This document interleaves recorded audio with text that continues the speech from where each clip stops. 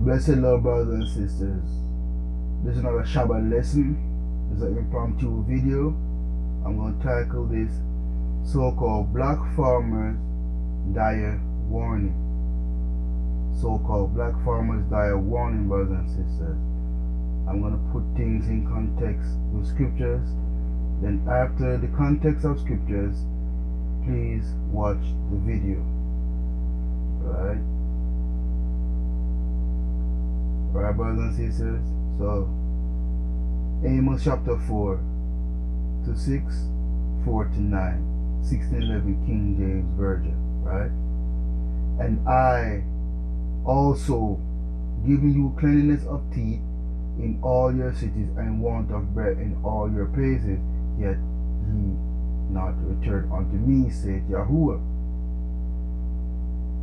And also I have withholden the rain from you when there were yet 3 months to the harvest, and I caused it to rain upon one city, and caused it not to rain upon another city.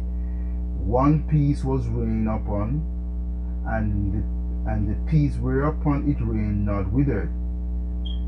So 2 or 3 cities wandered unto one city to drink water, but they were not satisfied. Yet have ye not returned unto me, saith Yahuwah. I have smitten you with blasting and mildew when your gardens and your vineyards and your fig trees and your olive trees increase. The palmer worm devoured them, yet have ye not returned unto me, saith Yahuwah. Amos 8:11. Behold, the days come, said Yahuwah Elohim, that I will send a famine in the land, not a famine of bread, nor a thirst for water, but of hearing the words of Yahuwah. Future prophecy. Luke 21:11. And great earthquakes shall be in divers places, and famines, and pestilence, and fearful sights, and great signs shall there be from heaven. Psalm 107:34. A fruitful land into barrenness, a fruitful land into barrenness, a fruitful land into barrenness for the wickedness of them that dwell therein. Luke 21:11. Right?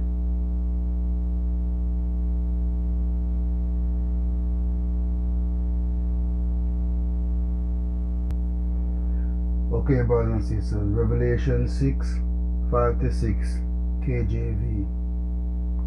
And when he had opened the 3rd seal, I heard the 3rd beast say, Come and see. And I beheld, and lo, a black horse, and he that sat on him had a pair of balance in his hand.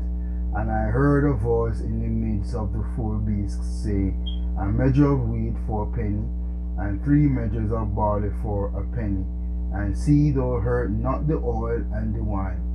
Right? So the Greek word for measure is konix, or yes, konix, or kohinix, which is equivalent to a dry quart.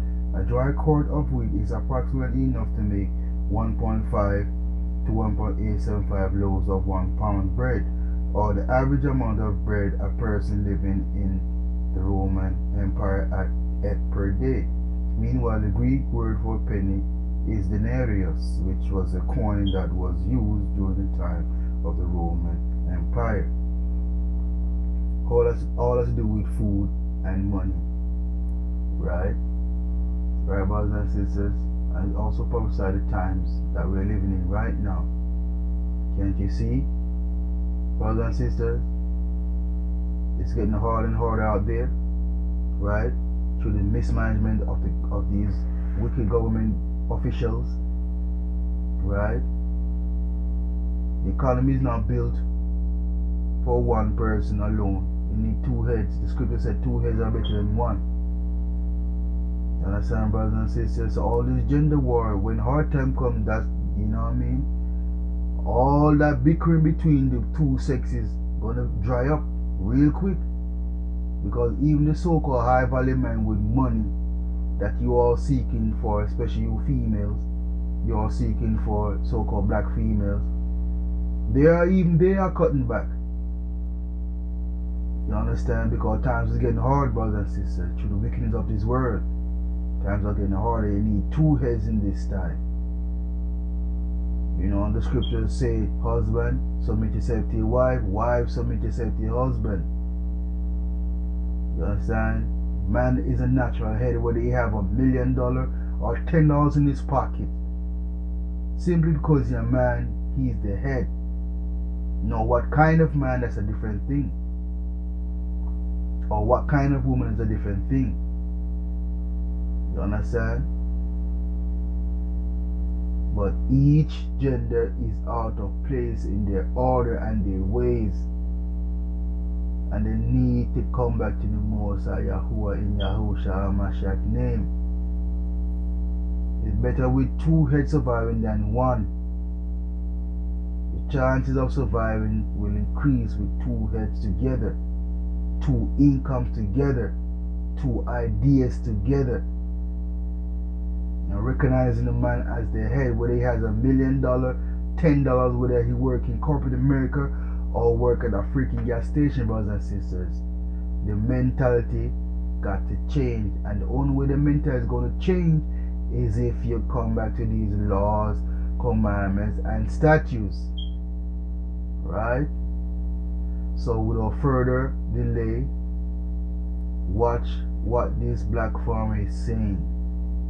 You understand? It's a dire warning, brothers and sisters. Blessed love. Meantime, the Biden administration vowing to send $1.2 billion to fight famine. Meantime, the Biden administration vowing to send $1.2 billion to fight famine in northern Africa. But American farmers and American consumers are struggling with soaring costs. Some say we have our own concerns of a food crisis here at home as well. John Boyd Jr., president of the National Black Farmers Association, joins me now. Sir, great to have you on the program. Couldn't American farmers who are really struggling with inflation right now use that $1.2 billion? Well, I tell you right now, I'm sure those African countries definitely need the support. But we also have to take care of those at home. $50 billion to Ukraine, and we continue to help other parts of the world. But we haven't taken care of American farmers. Black farmers have a measure that we've been waiting for over a year and a half, for $5 billion. We have to do better at taking care of America's farmers and taking care of those American people first. It's the whole issue here. And the Biden administration isn't moving and acting swiftly enough to address the farm crisis. So yes, we have the issues with climate change, but we also have a farm crisis that we're not putting first and taking care of. So you have the high cost of fuel, the high cost of fertilizer and lime, and all of these upfront costs for America's farmers. And we haven't done anything in place to fix that. So as these things continue to roll out, we're going to lose more and more farmers by not acting. We're heading for a food shortage in this country, where you have different regions of the world, such as Ukraine, and that won't be producing enough of America's, enough commodities there, right, such as corn, wheat, and soybeans. All of these things are going to affect us here home, and we're going to see empty food shelves in the coming months. John, you mentioned the cost of fertilizers. I know you know the numbers. I don't know if our audience really knows, unless they're a farmer, the impact on the farming community. Look at these numbers. Some fertilizers have gone up 200%. Others have nearly tripled in price. In light of what you just told us, do you feel forgotten by the Biden administration? Well, you know, the president committed to having a meeting with me last year to discuss some of these very concerns that we're raising right now. Fertilizer has tripled. You know, last year I was paying close to $400 a ton, and this year I'm paying $1,100 a ton for 1717. Wow. Last year I was paying $2.60 some odd cents for a gallon of diesel fuel. This year I'm paying almost $6 a gallon for diesel fuel. These costs have tripled, and the farmer has to pay them up front, people. You know, not behind, and, you know, not when we sell our crop. All of these costs are upfront costs, and we really don't know what we're going to sell our commodity for, you know, at harvest time. So the administration hasn't put things in place to help us. And what they're saying is, crop insurance. For a farmer like myself, crop insurance comes last, people. I'm going to buy seed and all of the other implements that I just spoke about, fertilizer and lime and all these things. Those things have to be bought first, and crop insurance comes last. The way to fix it is to put things in place to help America's farmers right now and put America's farmers first. The administration isn't talking enough about the plight of what's going on with America's farmers. We're losing farmers every year that we don't take action, and that's going to hurt us here at home. High cost of food, that's going to affect every American that walks into the supermarket. And my question today is, have you been to the supermarket lately and looked at these food prices?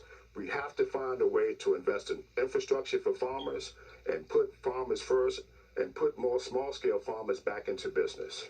John, before we let you go, does the Washington Ivory Tower elite know what you're going through? Do they know what it's like to farm? Do they know what it's like to walk into a supermarket to have to pay $10 for a loaf of bread? Do they know that?